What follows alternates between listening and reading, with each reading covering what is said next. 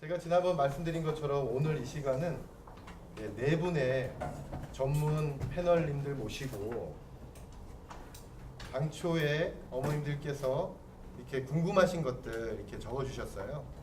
그런 부분들 이렇게 공개해도 되지 않습니까? 그죠? 그죠? 지나치게 이렇게 프라이빗한 거는 아닌 것 같고요. 그래서 공개하신 걸로 알고요. 그런 부분들 저희 네 분의 패널 분께서 들으시고 답변을 이렇게 하시고요. 그 다음에 주변에서 어머님들이 생각하시는 내용도 이렇게 플로어에서 말씀해 주시면 되겠습니다. 그래서 지금 다양한 연령의 자녀분들이신 것 같아요. 30대도 계시고 학령기도 있고요. 또 이제 자립을 준비하는 시기의 어머님도 계시고. 네, 어서 오십시오. 안녕하세요. 네, 그냥 편하게 앉으십시오. 예.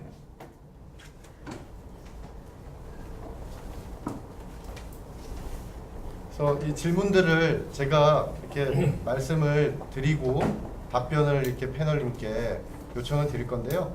그러면 그 전에 앞서서 오신 우리 패널 제가 소개해 드리겠습니다. 간단하게 인사 부탁드리겠습니다. 이경아 부회장님 오셨습니다. 박수 부탁드리겠습니다. 뵙는 분도 계시고 또 처음 뵙는 분도 계시는데요. 네, 우선은 지금 사단법인 한국장애인부모회에서 이제 부회장, 특수교육분과 부회장을 맡고 있고요. 저희 아이는 22살 된 자폐 친구고 지금 성분도복지관 쪽에서 다니고 있습니다. 그리고 저는 단국대학교에서 특수교육으로 석박사를 하고 지금 이제 청소년 상담과 관련한 자격, 그러니까 청소년 상담사 자격 이번에 1급 이제 연수 끝났습니다. 그래서 마치고 현장에서는 한의료에서도 부모 교육이나 이런 것들 많이 하면서 얼굴 뵌 분들도 계시고요. 그다음에 가족 상담, 그다음에 비장애 형제 상담 이런 부분들 지금 계속 하고 있고 주로 관심 있는 것은 의사소통입니다. 그래서 언어가 되시는 분들은 사회적 기술로서의 의사소통을 말씀드리고요. 그다음에 언어가 어려우시고 지적인 어려움이 있는 시설에 계시는 분들과는 또 그 시설 종사자분들께 당사자를 이제 안내드리고 그다음에 어떻게 행동을 조절할 수 있는가와 관련한 ABA를 포함한 여러 가지 기술들을 안내드리고 있습니다.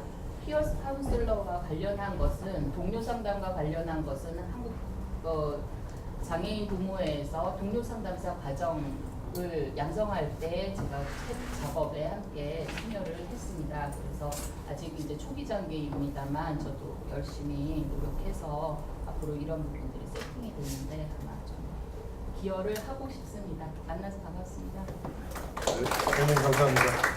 네, 다음은 전주대학교 최복춘 교수님 오셨습니다. 네, 감사드립니다. 저번 2주 전에 뵀었죠. 네. 원래 이거 부모 교육을 갖다 예전에 막 강의식으로 막 하고 그러는데 사실상 요새 부모님들이 요구한테 좀 안 맞고 그래서 아마 그 팀장님하고 의견을 좀 모았던 거 가지고 굉장히 오늘도 되게 포멀한 것 같아요. 오히려 더 자연스럽게 조금 했으면 좋겠다 이제 그런 의도로 출발해서 좀 아직 친숙하지 않으시니까 좀 어색한 기운이 있으시는데 편했으면 좋을 것 같고요. 그리고 저 개인적으로 요새 관심은 그렇습니다. 뭐 주안에도 있고 그랬긴 했지만은 가족에 대해서 조금 초기 관심들이 되게 많았었고, 근데 이제 요새 특히 개인적으로 좀 추구하려고 하는 거는 그 비장애 형제요. 그 중에서도 아동들 말고 이미 성인이 돼 있는 친구들. 그래서 그 친구들에 대해서 이제 어떻게 조금 이제 모으면서 할 수 있을까.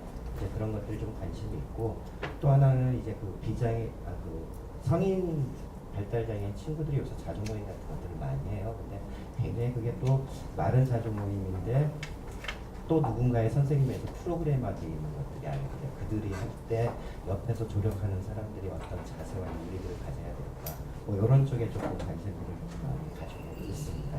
네, 이 정도로 시작할게요.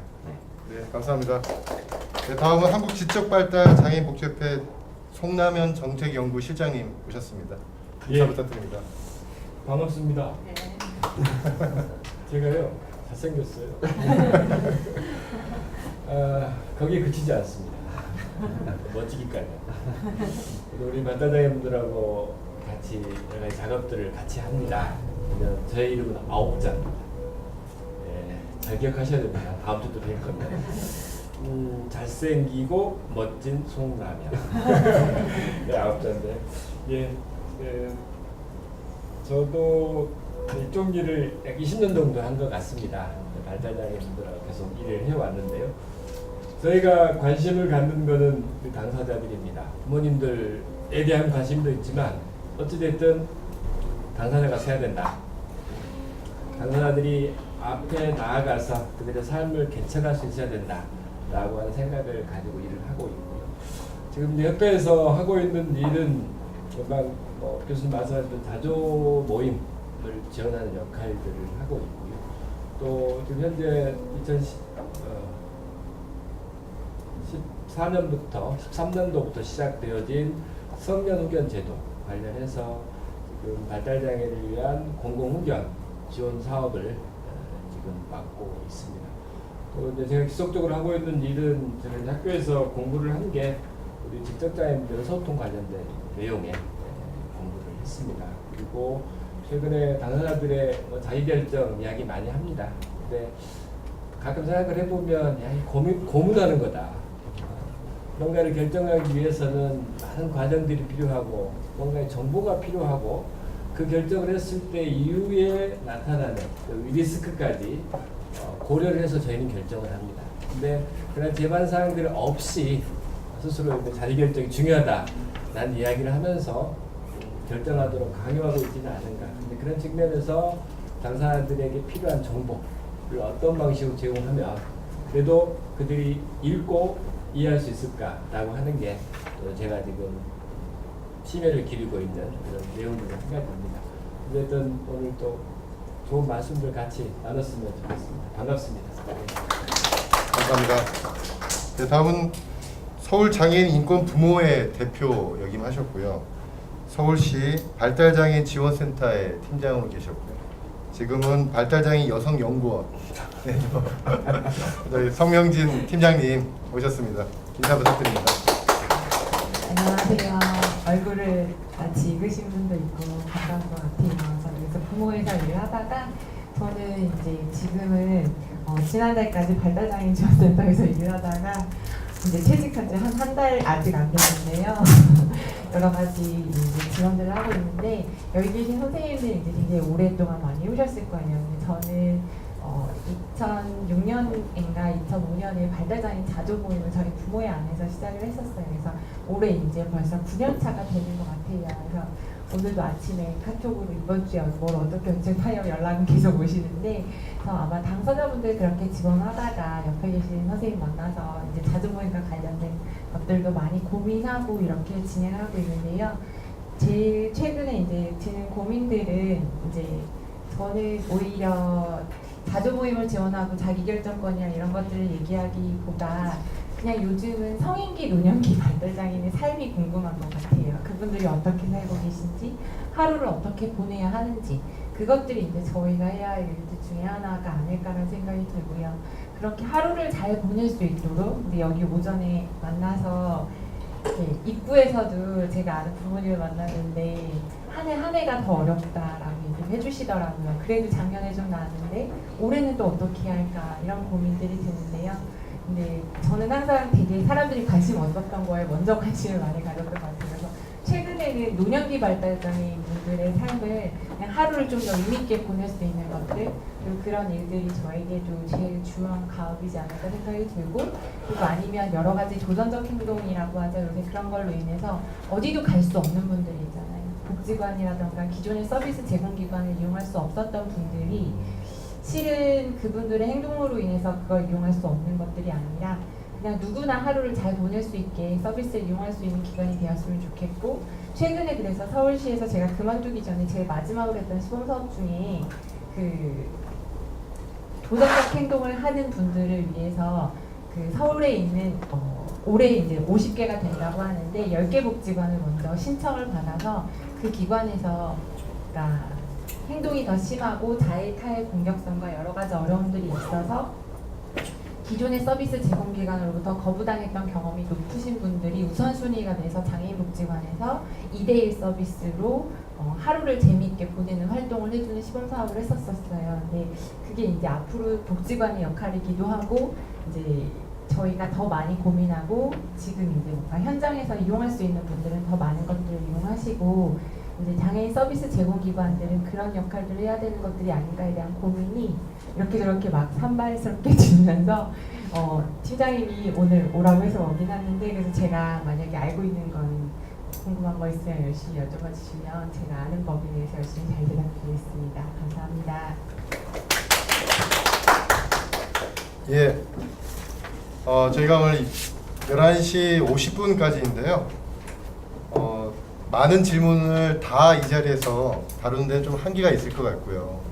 그래서 패널에 계신 선생님들께서도 이렇게 많은 답변을 이렇게 해주시고 싶지만은 다음 시간을 또 이렇게 기약해 주시면서 이렇게 말씀을 좀 이렇게 조절해 주시면 좋을 것 같다라는 당부 말씀드리고요. 또 어머님들께서도 본인의 그 자녀에 대한 얘기를 이렇게 말씀을 하시다 보면 생각이 나서 이렇게 실타래 풀리듯이 꺼내 놓으실 수 있어요. 근데 긴 시간 이렇게 말씀을 주시면은 또 다른 분들이 궁금해하시는 부분들을 정보를 교류할 수 있는 시간이 줄어드니까 그런 부분도 좀 조절해 주시면 감사하겠습니다. 우선 그러면 제가 당초에 받은 질문에 대해서 말씀을 먼저 좀 드리겠습니다. 9살 된 그 자폐 2급 아이를 둔 어머니께서 이렇게 질문하셨습니다. 내 아이지만 평생 이렇게 같이 살아야 한다고 생각하면 깜깜하기도 하고 이런 얘기를 남편에게 살짝 꺼내면 왜 살짝 꺼내죠? 살짝 꺼내면 우리 아이인데 당연히 평생 같이 살아야지 라고 단답형으로 말을 하고 끝낸답니다. 그래서 대화가 좀 남편과 안 되는 것 같습니다 라고 말씀하시면서 아이에 대한 아이 미래에 대한 생각 남편과 조금 다른 것 같은데 남편이랑 진지하게 얘기하지 못하셨대요. 그래서 남편도 이런 교육을 제발 들어야 되는데 남편은 이런 교육을 찾아 듣지 않으신답니다. 그래서 아이에 대한 미래, 9살 된 아이, 초등학교 2학년이죠. 이제 초등 고학년, 중학교, 고등학교 생애 주기별로 다양한 어떤 재활의 방향들이 여러 가지 정보로 나와 있는데 우리 아이의 개별화된 우리 아이의 다음 단계는 무엇일까? 이런 고민을 해주셨습니다. 말씀을 해주셨습니다.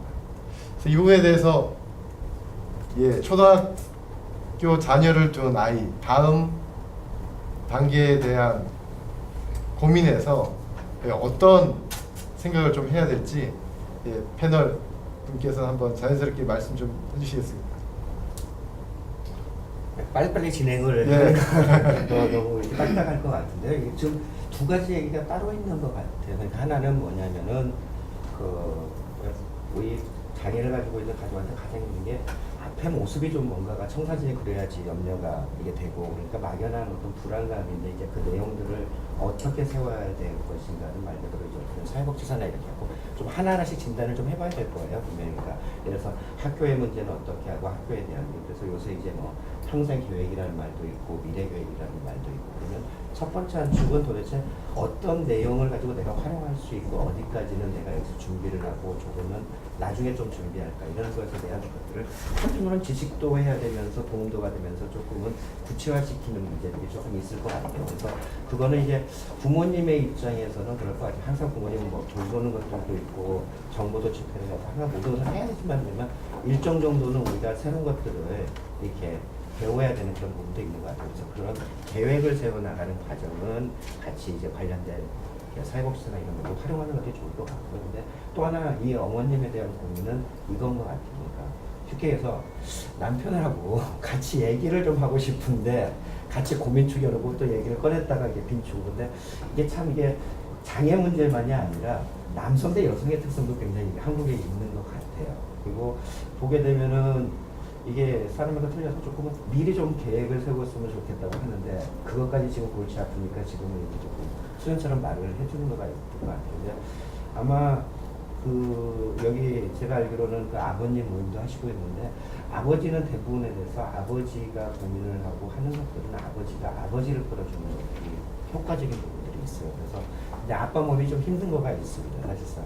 그래서 그런 아빠 모임이 있다라는 것을 갖다 좀 아빠들이 이렇게 간접적으로도 보고 그 안에서 하면서 느끼는 게 굉장히 중요해요. 그러니까 뭐냐면은 이 아빠들이 저 아빠들은 오히려 어머님하고 어떻게 대화도 하고 그런 걸 하면서 이렇게 느끼는 과정들이 있어요. 어머님들은 애들에 대해서 주돌봄이고 치료실이든 어떻게 안 보고 싶어더라도 이 접촉을 하면서 이제 경험들이 있는데 아버지는 초기부터 이렇게 차단되는 것들이 굉장히 많아요. 그래서 아버님 모임을 되도록 이렇게 아버지하고 연결할 수 있는 것들을 어머님들이 권유도 해야 되지만 또 권유 자체 한다고 따라오지는 않을 거예요. 그렇기 때문에 이제 그런 아버지를 좀 묶어내는 것들은 이제 여기 계신 이제 사회복지사나 이런 분들이 조금 노력을 해주시는 분야가 있어야 될 거라고 생각을 합니다. 아빠가 이렇게 말을 잘 안 듣죠? 예.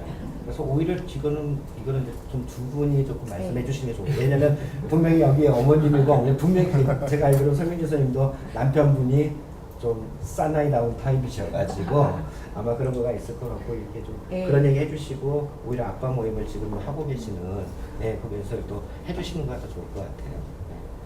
제가 그럼 먼저 좀 얘기를 드리면 이제 제가 저희 센터 개관하고 처음에 받은 케이스가 개인별 지원 객수립의 욕구가 뭐였냐면 내가 죽고 난 다음에 우리 아이의 계획을 세웠어요.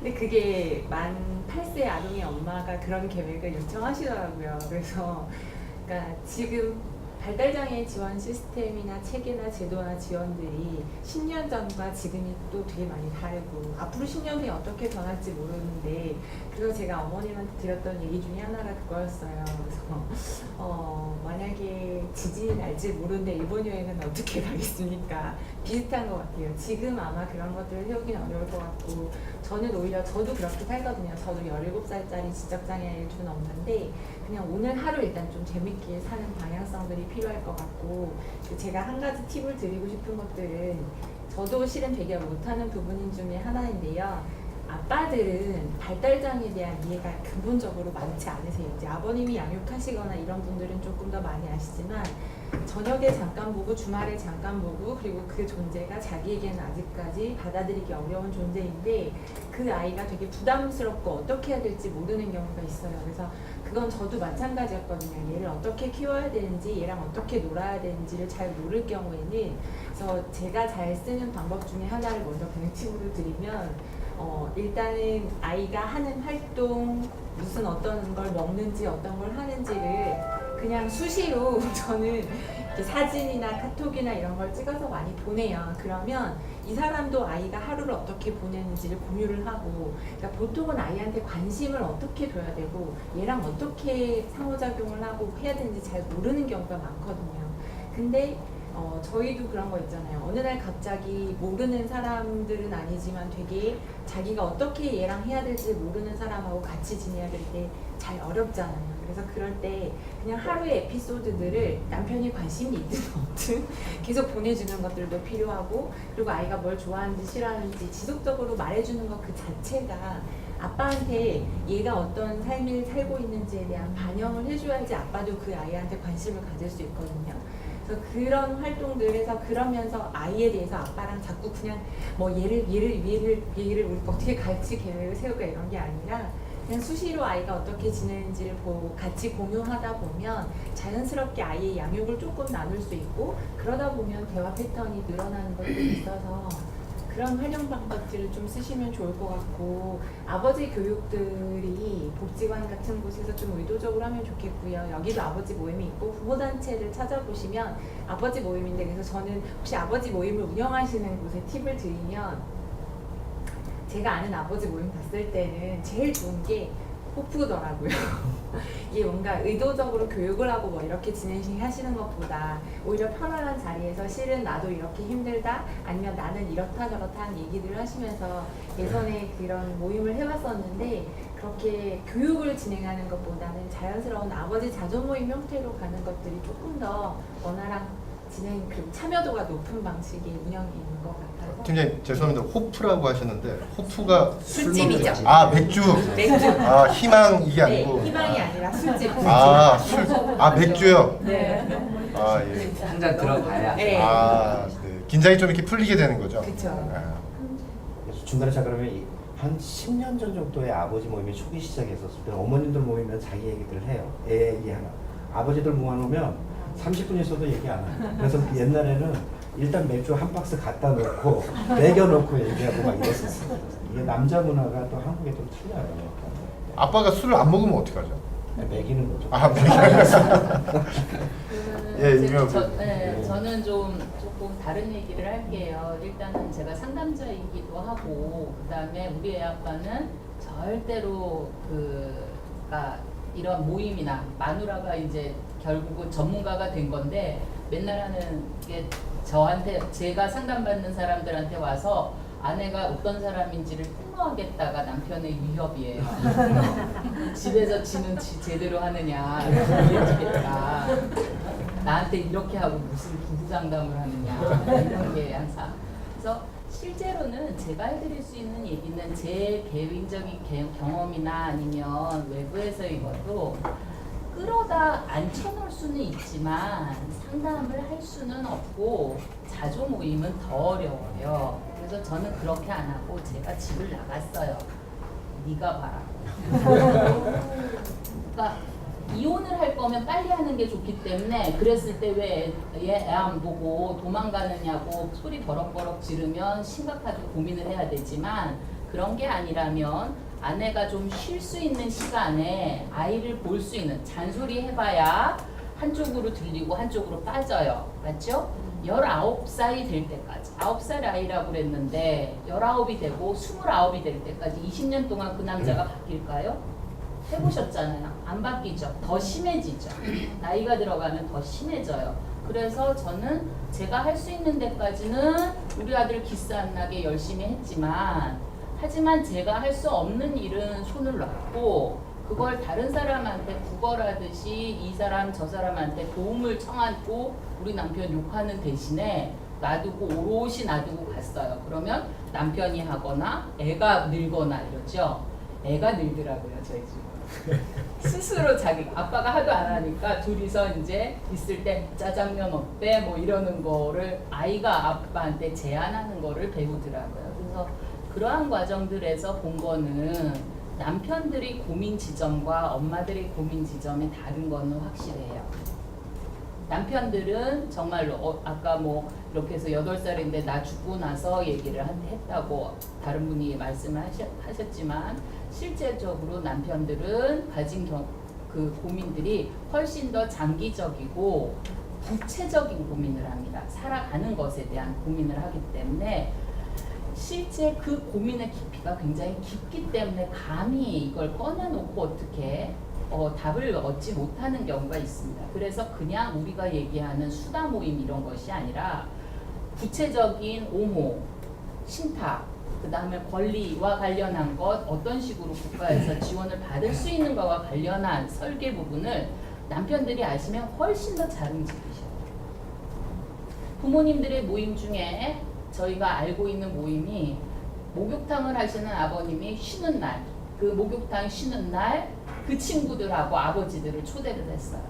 목욕탕 모임입니다. 왜요? 목욕탕 갈 수 있어요?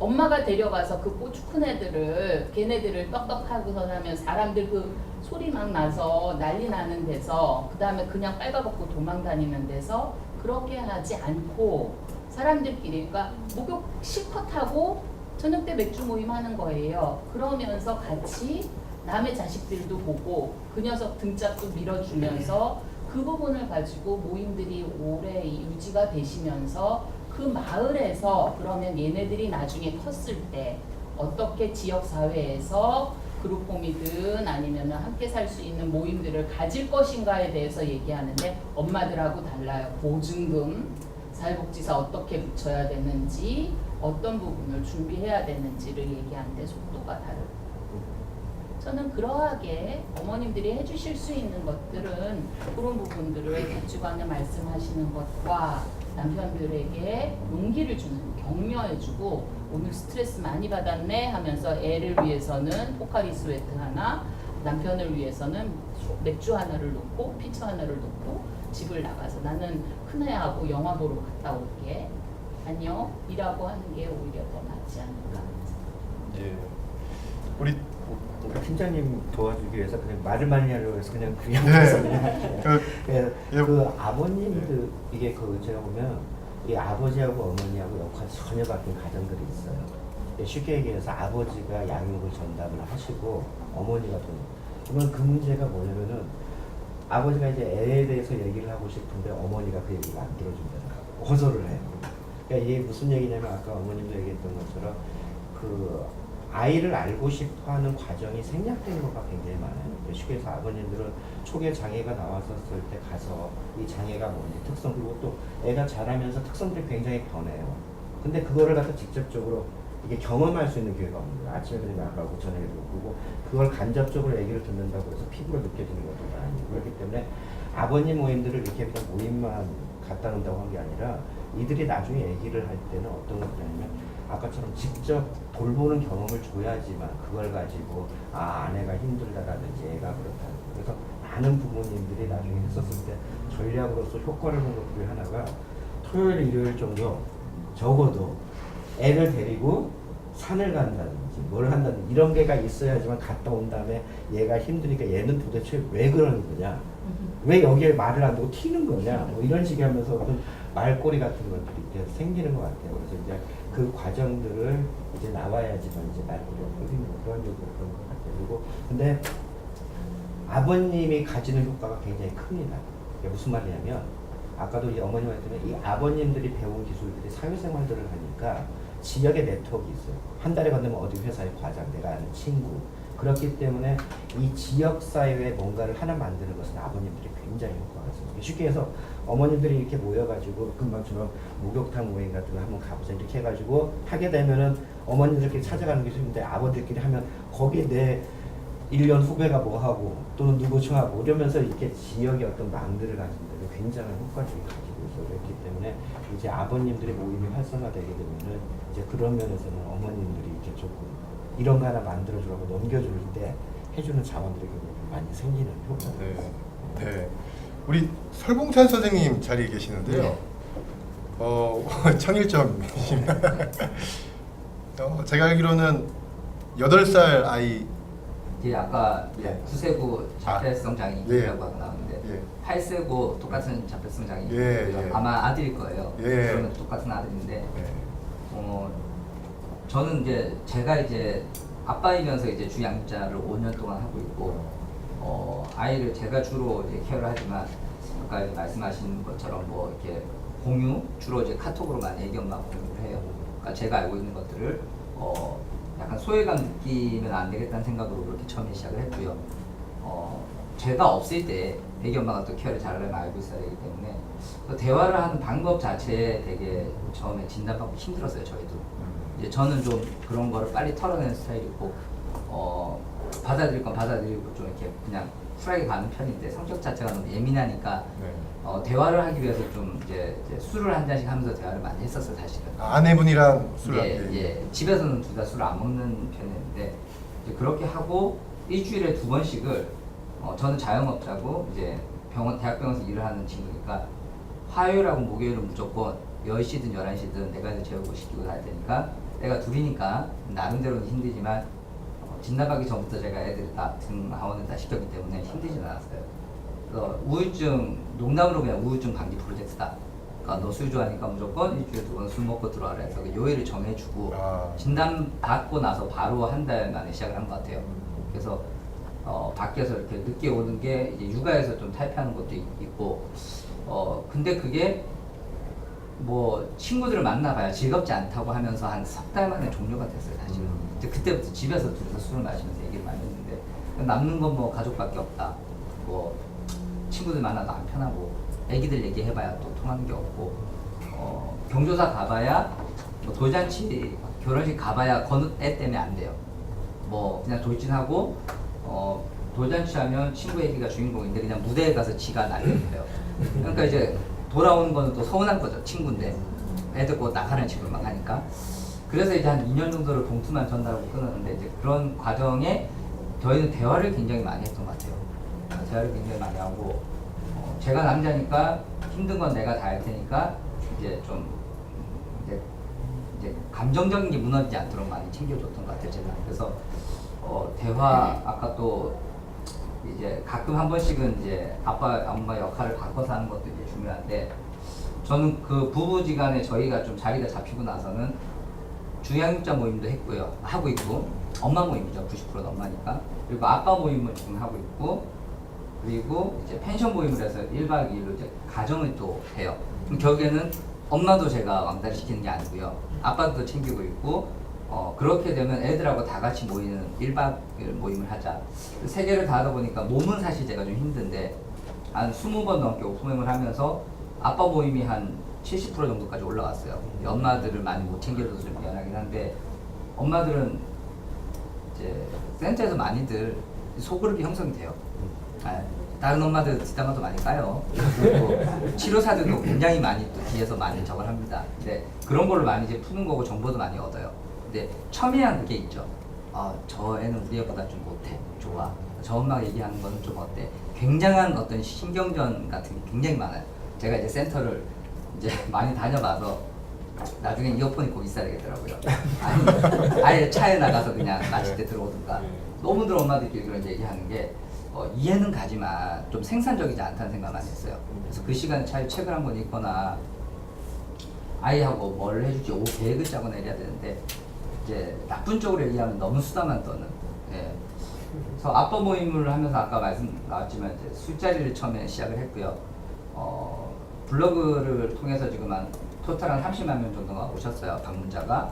예, 너무 이제 규모가 커져서 이제 좀 제가 이제 힘든 과정까지 왔는데 아빠들을 이제 역량 강화를 해야 되겠다는 생각을 했어요. 제가 이제 대학원에서 공부를 하면서 느낀 게 많아서 스터디 모임을 했는데 역시나 엄마들하고 달라요. 주양점 모임을 하면 본인 얘기는 안 하고 많이 얻어가려고 하는 게 굉장히 눈에 많이 띄어요. 근데 아빠들은 거의 뭐 PPT 자료까지 준비해와요.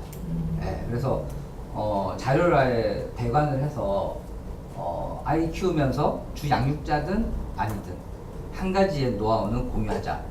엄마들은 좀 그런 거에서 좀 약간 뒤로 물러나요. 근데 적극적으로 아빠들이 이렇게 발표를 하시고 궁금한 거 한 가지씩. 그래서 제가 이제 모든 걸 답변하는 게 아니라 돌아가면서 이렇게 시키니까 너무 아빠들이 잘 하고요. 그렇게 하고 이제 디프리를 가니까 술 마실 시간이 부족하잖아요. 네. 새벽 3시까지 마시더라고요. 네. 근데 그 12가정 아빠들 중에 집에 가서 잔소리 들었다는 아빠는 단 한 명도 없었어요. 네. 너무 많은 걸 이제 얻어가고 아빠 모임 참여하는 횟수 자체가 2번, 3번 늘면서 아빠가 굉장히 바뀐다는 얘기를 많이 했어요. 근데 이제 아까 저기 이제 부회장님도 말씀하셨지만 안 바뀌는 사람은 모임 자체도 안 와요. 등뜸이라도 안 와요. 근데 본인이 자료를 찾고 직접 아빠 모임에 참여하는 아빠는 바뀔 준비가 돼 있는 사람이고요. 또 하나는 등더미로 오더라도 주변 환경에 의해서 바뀌어요. 그러니까 자극을 많이 받아서 간다는 말씀 아니에요. 네. 그래서 아빠 모임은 지금 2년째인데 너무 열심히들 하셔서 네. 제가 그러면은 더 아빠 모임을 어떻게 키워나가야 되지 이런 고민을 많이 해요. 그래서 이런 교육 듣는 것도 원래 이제 5년째 교육이란 교육은 제가 웬만하면 안 빠지고 다 들어요. 문평병원에서 할 때도 많이 자주 모임도 갔었고 많이 들었고 제가 이제 9월에 또 이제 재활 공부하는 것 때문에 복학하는 것도 있지만 PED에서 10년, 20년 하시는 선배들한테도 많이 좋은 거고요. 그래서 아빠 모임은 체계를 좀 잡아가는 과정인 것 같고요. 네. 이제 엄마들이 그러는 것도 좀 약간 너무 모임이 적다. 그래서 그러면은 옛날같이 그렇게 이제 돌아가면서 그냥 궁금한 것만 얘기하고 저만 3시간 떠드는 걸 안 하고 아빠 모임이 했던 장점을 좀 대입을 시킬 생각이에요. 네. 그래서 좀 스터디 모임을 부모 역량 강하죠. 그래서 이제 아까 부세 얘기로 다시 좀 돌아가면 저는 나중에 대한 고민을 많이 한다고 하는데 아빠 모임 단톡방 중에서 20명이 얘기를 하다 보면 애들 커서의 고민, 그러니까 뭐 하루 뒤에 내가 죽었으면 좋겠다 이러는데 저는 되게 저한테 많이 혼나요. 네가 하루 뒤에 죽을 생각하는 시간에 애 자조부터 시켜라. 치료 좀 그만 다니고 적당히 다니고 자조시키고 시간만 보내라. 그래서 그런 얘기를 굉장히 많이 하는데, 예, 다시 돌아가면 저도 자폐성장애 2급이고 자해도 많이 했었고 정말 일상 자주 안 됐었고 아무것도 안 된 아이를 지금 초등학교 1학년 이제 동원반 티오만 잡고 안전 통합을 하고 있어요. 선생님도 많이 담임 선생님이 힘들지만 따라와 주시더라고요. 특수활동을 한 번도 맡으신 분이 아니에요. 그래서 그 아이에 대한 미래 고민도 물론 중요하지만 아빠들은 거시적인 걸 많이 챙기고요. 엄마들은 눈앞에 보이는 단기적인 거, 미시적인 거 많이 챙기는데 세부적인 거를 그거를 단장의 플랜을 좀 이렇게 말로만 하지 말고 계획을 좀 짜서 적어보고 거기에 이제 살을 하나씩 붙여보고 실행에 옮기는 거 그리고 아빠들한테 미션을 주셔야 돼요. 이제 안 하는 사람은 안 하는데요. 작은 것부터 하나씩 시키면 합니다. 예. 그리고 아빠 모임을 등 떠밀어서라도 오는 사람은 저는 충분히 바뀐다고 봐요. 예. 근데 끝까지 본인이 안 오는 거는 그거는 아빠 스스로가 반성을 많이 하셔야 돼요. 특히 우리 아이들 갖고 있는 아빠가 그런 마인드면은 그거는 아빠가 잘못된 거예요. 예. 근데 물론 성격이라든가 내성적이고 뭐 여러 가지 문제가 있겠지만 저희는 청주에서도 오고요, 제주도에서도 와요 아빠가. 예. 근데 그런 거는 좀 대화를 많이 하면서 풀고 작은 거부터 토요일날, 일요일날 반나절 시간을 한번 맡겨봐라 이렇게 얘기를 하거든요. 준비를 어느 정도만 해놓고 나와라. 나와서 이제 어디에 뭐가 있고 뭐가 있으니까 절반은 당신이라 절반을 해놓고 나오는 거죠. 네. 그렇게 하면서 조금씩 발을 빼면 아빠들이 하려고 하더라고요. 제가 해봐서 좀 성과를 얻은 거거든요. 이게 그렇게 아빠들한테 이렇게 얘기하고 엄마들한테 얘기해서. 선생님 그럼 아빠들 연령은 어떻게 되시나요? 제가 75년생 43인데 네. 83, 4년생부터 네. 70년생까지 있어요. 70년생. 네. 그러니까 40대 예. 그 밑에. 그래서 30대 중후반부터 시작을 해서요. 네네. 좀 일찍 결혼한. 그러니까 소위 아까 얘기했지만 우리끼리 그런 말을 해요. 이게 아빠 모임의 사람들이 다들 포지션이 괜찮아요. 직장이라든가 여러 가지 따졌을 때 그러면 우리끼리 얘기하죠. 여유가 그래도 좀 되는 사람이 나오는 건가? 뭐 군대 장교부터 시작을 해서 뭐 전투기 모는 아빠도 있고 그 좀 소위 얘기하는 뭐 S대 출신도 있고 아빠들이 육아휴직 쓰기가 힘들어요. 근데 그런 것도 선뜻 해주는 그 복지가 잘 갖춰진 회사에 일하는 분도 계시고요. 심지어 공무원도 계시고 다들 또 자영업 저같이 이렇게 자영업 하는 사람도 계시고 그래서 주 양육자가 저희가 저 포함 3명이에요. 네, 주 양육자가 이제 여기에서 주 양육자가 아닌 아빠들한테 영향을 끼치는 게 굉장히 커요. 네, 근데 저 같은 경우는 이제 엄마 역할도 해봤고 아빠 역할도 하면서 이제 지금 중간 역할도 다 하니까 이제 그런 걸 많이 얘기하는데 제가 지금은 편한 게 아빠 모임을 하면 가만히 전 있어도 이제는 그 분위기 가지고 다 돌아가요. 예, 와서 자극받는 것도 그렇고 돌아가면서 얘기하면서 애 케어해주는 거라든가 이런 거를 얘기했을 때 처음 온 아빠들이 굉장히 자극을 받고 뭐 엄청난 공부를 해서 간다기보다 처음에 왔을 때는 많이 놀래고 가요. 아빠들은 안 하는 줄 알았더니 굉장하다. 지식적으로 많이 알고 있다. 그렇게 해서 2번, 3번째 오는 아빠들은 많이 변화가 있고요. 이제 그렇게 해서 1년에 2번 예. 전반기, 후반기 펜션 네. 일반 모임을 하면 네. 이제 엄마들이 또 친해지고요. 네. 그렇게 해서 또 애기 엄마한테 미안하지만 애기 엄마가 또 엄마 모임 몇 명을 해요. 네, 많이 힘들어하긴 하는데 성격이 저같지가 않아서. 네, 근데 이제 밑에 네. 좀 말가닥 같은 엄마들 몇 명 있으니까 이제 그런 엄마들이 주축이 돼서 이제 그날은 토요일 날 5시부터 밤 12시까지는 아빠가 온전히 애를 봐요. 네. 그러면 오늘 여기 자리에 계신 우리 어머님들이 내 남편을 우리 설 선생님처럼 이렇게 바꾸고 참여만 하시면 싶다는 개조해서 보내드립니다. 근데 그런 거 있지 않아요? 참여 안 하려고 그러면 이혼이라는 카드를 뭔가 위협하는 거. 근데 저는 조금 더 조심스러운 부분이 있는 게 지금 이런 아버님은 정말 그 상위 1%거든요. 그래서 상위 1%세요?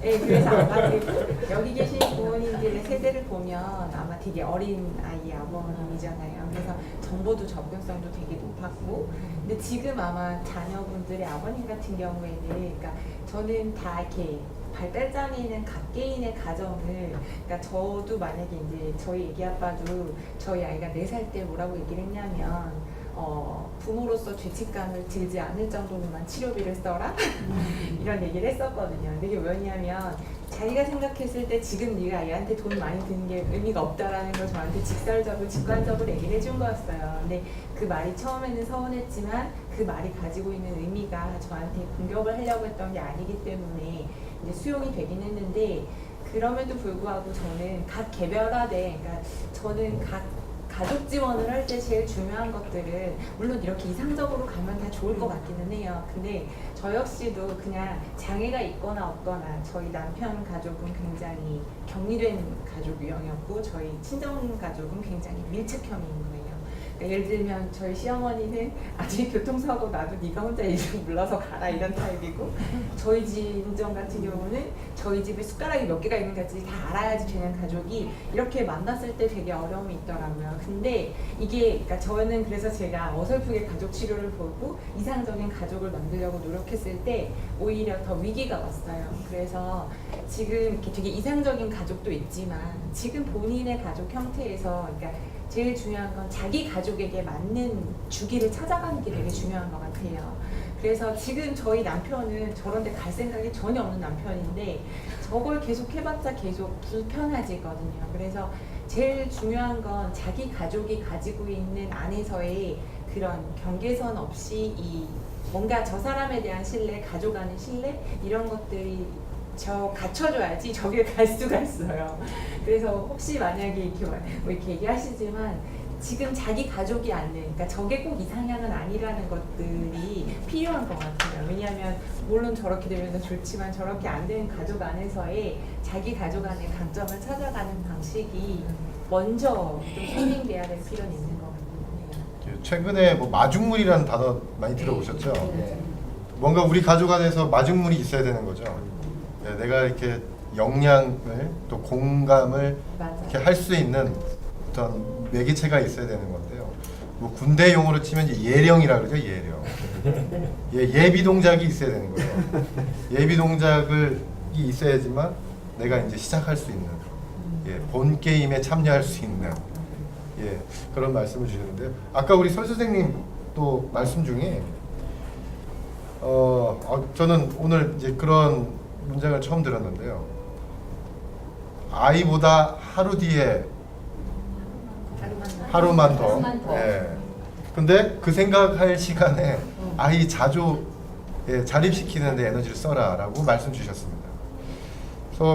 그래서 30대 아이를 둔 어머니께서 나이가 많아지니까 우리 죽고 난 다음에 우리 아이 자립에 대한 불안감과 불투명한 미래가 걱정이 된다라고 말씀하셨어요. 사실 다 공감하시는 거죠. 그러면서 요즘 또 한 10년 전부터 나온 얘기가 있죠. 후견인 제도. 그러면 우리가 아닌 아빠, 엄마, 내가 아닌 후견인 누군가에게 이거를 우리 아이를 맡길 수 있는 건가? 이런 생각에서부터 그러면 돈은 어떻게 하지? 집은 어떻게 하지? 우리 아이 형제 얘는 어떻게 생각할까? 이런 이제 생각들을 하시고 있죠. 우리 그 송남현 실장님께서 성년 후견 관련된 정책 과정에도 참여하셨고 지금도 이렇게 많은 연구를 하고 계시는데요. 실장님, 성년 후견제는 이제 뭐 본격화되는 거죠? 네, 그렇죠. 아까 이제 앞에 질문에 한마디만 드리면 희망을 좀 가졌으면 좋겠습니다. 우리 아버님 아까 마중물 말씀하셨는데 아까 그 질문 내용에 당연히 평생 살아야지 라고 하는 말씀을 아버님이 하신 것 같아요. 여기에서 저는 희망을 가질 수 있다고 생각을 합니다. 그러니까 말씀을 하시면서 개별적인 가정 상황이 다 다르잖아요. 남의 가정 이야기하는 건 참 조심스럽더라고요. 그 안에 복잡한 상황들이 있는데 거기서 이제 저는 희망을 아까 마중물이라고 하는 면에 있어서 아버지에게 아마 어떤 계기들이 있을 때 충분히 같이 하실 수 있는 분이라는 그런 생각을 합니다. 어머니 너무 지금 너무 힘드실 것 같은데 그 부분들에 있어서 희망을 가졌으면 하는 말씀을 드리고 싶고요. 예, 맞습니다. 제가 제일 싫어하는 말이 나보다 하루만 더 일찍 죽어라. 그건 엄마 생각이고. 왜냐면 나이로 따지면 거의 25세에서 30세 차이가 납니다. 자녀분들. 그렇죠. 자식 입장에서 생각해보면 엄마는 살 만큼 살았으니까 그런 소리 할 수 있지. 물론 마음 이해합니다. 무슨 말씀인지 충분히 이해하는데 자식 입장에서 생각해보면 나 좀 더 살아야 되는데 엄마보다 빨리 죽으래. 아, 기분 나빠. 이 생각을 하지 않을까? 그런 생각을 합니다. 당연히 양육 관련해서 상황들이 그렇지 못한 상황들, 걱정, 염려 이 부분들이 사실이기 때문에 당연하게 생각하실 수 있다라고 하지만 그 말씀 제발 자녀들 앞에서는 하지 마십시오. 자녀들 서운해하십니다. 이제 그런 부분들에 있어서 여쭤보면 10년 전하고 지금하고 어떠세요? 차이가 그때 정말 본인 다 부담해야 됐던 상황들이라면 지금은 제가 제대로 정책들이 많이 나아졌죠. 엄마 죽을 때는 아마 더 나아질 겁니다. 그죠? 이제까지 가족들에게 특히 엄마들에게 그 양육이라고 하는 부분들 평생에 책임져야 된다라고 하는 그런 것들이 너무 컸기 때문에 그런 마음 당연히 갖고 계신데 시기적으로 보면 흐름들을 보면 나아질 거라고 하는 부분들 그리고 앞으로도 나아질 거라고 하는 그런 희망들이 분명히 있다라고 하는 것들이 있고요. 이제 그러기 위해서는 저는 부모님들이 참 준비를 하셔야 된다라는 생각을 합니다. 이제 이러면 생각하는 게 뭐냐면 부모님들 제발 좀 자립 좀 하세요. 라고 하는 말씀을 드리고 싶습니다. 자녀들 자립 이야기 하는데 가끔은 이제 부모님들하고 말씀 나눠보면 자녀들 쭉 양육하시다가 성장을 하면 이 자녀를 못 놓습니다. 여러 가지 상황들이 그러다 보면 자녀들에게 기회가 많이 박탈되어지는 그런 상황들. 그래서 이제 조금 우리 부모님들이 자녀들로부터 자립하는 게 독립하는 게 자녀들을 독립시킬 수 있다라고 하는 생각을 하게 됩니다. 이제 그런 준비를 좀 같이 해갔으면 한다. 제가 아까 말씀드릴 때 자녀들이 스스로 살아갈 수 있도록 돕는 역할에 있어서 가장 큰 부분들은 부모님들이시거든요. 근데 부모님들이 너무 많은 것들을 대신해 버리시기 때문에 자녀들은 그런 기회들, 그러니까 아까 자립, 자조라고 하는 것들의 경험들이 너무나 적습니다. 그리고 아이 때부터 그렇게 좀 준비를 해주셔야 되는데 그렇지 않다 보니까 성인기에 오면 그때부터 시작합니다. 자기 주장해야 되고 자기결정 훈련해야 되고 하는 부분들이 너무 많이 안타깝습니다. 그게 이제 전반적인 사회 분위기이기도 하고 정책의 문제이기도 하고 학교는 학교, 성인은 성인 다 분리되어 있기 때문에 그런 문제가 발생되는 원인 중에 한 가지가 생각되는데요. 이제 그 후견제도 당연히 저도 지금 후견인입니다. 후견인인데 그분은 부모님이 안 계세요. 그리고 후견인을 하는데 후견제도도 하나의 대안이라고 생각을 합니다. 근데 타인에게 맡긴다라고 하는 부담도 없지 않아 있습니다. 이제 제도가 그렇게 만만치 않습니다. 타인이 마음대로 할 수 있는 그런 것들이 아니고 어쨌든 주장한 그 성년후견제도의 취지가 어찌됐든 일정 부분의 지원이라고 하는 데 초점이 좀 맞춰져 있습니다. 제도가 좀 우리나라에 잘못 소개된 면들이 좀 있습니다. 성년후견하면 모든 것들을 후견이 대신하는 사람으로 알고 있고 왜냐하면 그 영향은 금지산 한정지산 제도가 그전에 운영됐기 때문에 그거를 대체하는 제도 새롭게 만들어졌는데 그런 면에서 보면 후견제도가 어찌됐든 당사자들의 자기결정을 지원하는 제도로 쓰이고 있다라고 하는 부분들 그 다음에 권리옹호라고 하는 측면에서 운영되고 있다라고 하는 측면들이 있고요. 현재 우리 발달장애 관련되어서는 후견에 여러 가지 유형들이 있는데요. 부모님들 요즘 많이 불편해졌다고 말씀하십니다. 은행에 가도 그전에는 엄마 가면 그냥 통장 계좌해주고 했었는데 요즘은 되던가요? 안 되죠. 본인 아니면 안 되고 저는 그건 맞다고 생각합니다. 성인 되면 당연히 자녀가 해야 됩니다.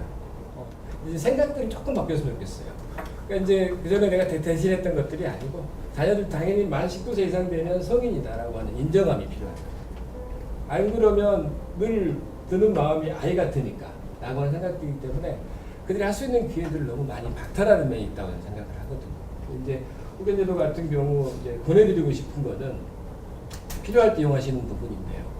유형 중에 제발 성년후견, 은행에 가서 내지는 동주민센터 가도 요구하는 경우들이 있습니다. 뭐 서류 하나 떼려고 할 때.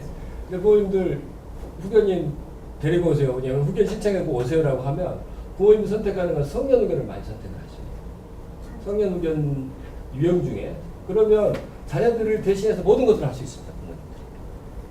그러다 보면 자기가 할 수 있는 기회들이 없는데 가능한 한 이제 필요한 경우입니다. 이것도 후견제도가 모두가 필요한 건 아니고요. 필요한 경우 특정 후견이라고 하는 제도가 있습니다. 특정한 부분 자녀에게 지원할 수 있는 통장에서 이런 부분들에 있어서의 역할들을 할 수 있는 부분들이 있거든요. 그러니까 기간도 정해져 있고 이제 선택에 있어서 후견제도에 대한 부분에 있어서는 특정 후견이라고 하는 제도를 이용하시면 자녀들의 자기결정이라고 하는 것을 최대한 유지시켜 드리면서 필요한 지원을 할 수 있는 그러니까 유형이 있으니까 그런 부분을 생각해 주면 되죠. 지금 최근에 이제 재산 관련해서도 후견인이 모든 걸 다 할 수 없는 상황들이죠. 재산 관련해서도 이외에 걱정되시잖아요. 그런 부분들에서 시범사업도 지금 신탁 관련되어져서 시범사업도 지금 진행되어지고 있고 이제 방향을 잡고 있는 건 그런 것 같습니다. 우리 발달장애 관련되어져서 신탁제를 운영하는데 어찌됐든 정부의 개입이 필요하다. 그러니까 민간의 모든 것들을 맡기는 형태를 위험 요소들이 크기 때문에 부모님들 그런 연구도 있으시죠. 그래서 이제 정책적인 상황들 안에서 자산들이 맡겨지고 관리되고 운영될 수 있는 제도라고 하는 것들이 지금 시범 사업도 되어지고 있고 일부 이제 운영도 하고 있고 하는 부분들이 있거든요. 그래서 아마 그 제도도 어느 정도 시간이 좀 흘러야 되는 부분들이 있습니다. 그러면 나중에 재산 관련해서도 보완되어 있는 제도들이 좀 만들어질 가능성들이 있다라고 해서 이제 제도가 좀 있는 부분들이거든요. 외국 같은 경우 저희 같은 이제 부모회라든가 저희 같은 단체에서도 신탁 운영을 합니다. 지금 자폐사랑협회 시범 사업을 하고 있는 부분들이 있지 않습니까? 근데 그 제도는 지금 아주 초기입니다. 초기 상태인데 그것들이 개선되어지고 또 이제 부모님 활동들을 통해서 정부의 역할들이 그 안에 들어갈 때 이제 모두가 이용할 수 있는 제도로 바뀌어갈 거고요. 그래서 후견인의 역할이 있을 것이고 또 재산과 관련해서 후견이 다 못하거든요. 재산을 관리해주는 부분들에 있어서의 보완 제도가 만들어질 것이고 그렇게 해서 이후에 불투명한 미래들이 조금은 투명해지는 상태로 완벽하지는 않겠지만 그런 형태로 지금 바뀌어가고 있는 내용들이 있다라는 정도로 말씀을 드리겠습니다. 네, 그거요.